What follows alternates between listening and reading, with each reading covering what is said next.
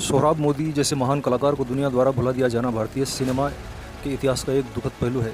इसके पीछे कई कारण हैं। नंबर एक, पुरानी शैली और विषय वस्तु। सोहराब मोदी ने ऐतिहासिक और नाट्यात्मक फिल्मों को महत्व दिया, जैसे सिकंदर, पुकार, झांसी की रानी आदि। समय के साथ दर्शकों की पसंद बदल गई और उनकी फिल्में पुरानी लगने लगी। नंबर दो, तकनीकी बदलावों से तालमेल न बैठा पाना।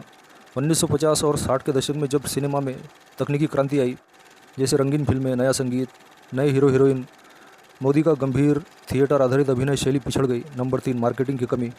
बाद के दशकों में उनकी फिल्मों को फिर से प्रस्तुति नहीं किया गया, न तो टीवी पर और न ही सिनेमाघरों में। नई पीढ़ी उन्हें देख ही नहीं सकी। नंबर चार, निजी प्रचार से दूर रहना। सोहराब मोदी ने खुद को प्रचार से दूर रखा, न निजी विवादों में, न इंटरव्यू में। आज की दुनिया में पहचान बनाए रखने के लिए ब्रांडिंग ज़रूरी हो गई है। नंबर पाँच, भारतीय फिल्म इतिहास की अनदेखी। भारत में फिल्म इतिहास के दस्तावेजीकरण की बहुत कमी रही है। स्कूलों, कॉलेजों या मुख्यधारा मीडिया में पुराने फिल्मकारों पर उतना ध्यान नहीं दिया जाता। हालांकि फिल्म जगत में उनका योगदान अमूल्य है। उन्होंने ऐतिहासिक फिल्मों को भव्यता दी, डायलॉग डिलीवरी को मंचीय ऊंचाई दी और भारतीय सिनेमा को गंभीरता का स्वर दिया।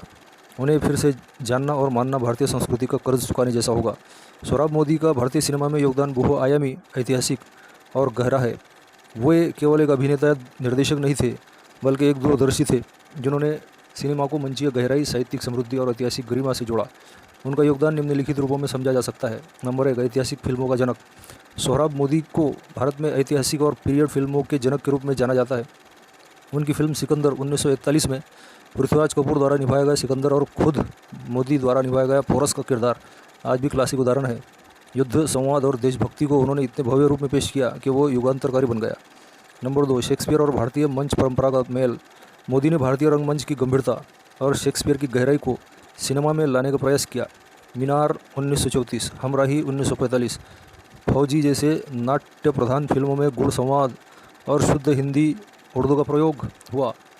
उनके संवाद आज भी भाषण कला के उदाहरण माने जाते हैं। नंबर तीन, सामाजिक विषयों पर बोल्ड फिल्में। उन्होंने मेहरबानी 1936, तिला 1937, प्रेम सागर जैसी फिल्मों के माध्यम से सामाजिक कुरीतियों पर प्रहार किया। जेलर 1938 जैसी फिल्मों को करुणा, मानवता और नैतिकता को केंद्र में रखा गया।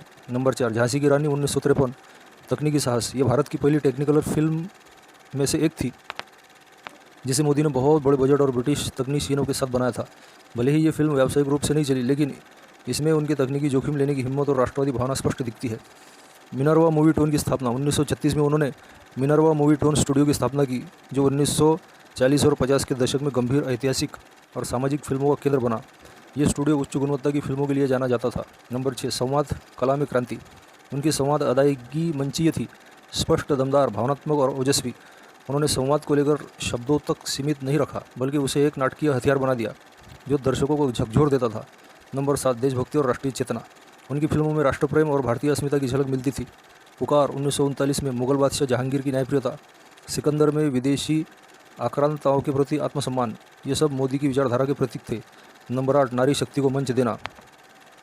झांसी की रानी जैसी फिल्म में उन्होंने रानी लक्ष्मीबाई को केंद्र में रखकर उस समय की पुरुष प्रधान सिनेमा में महिला नेतृत्व को मंच दिया।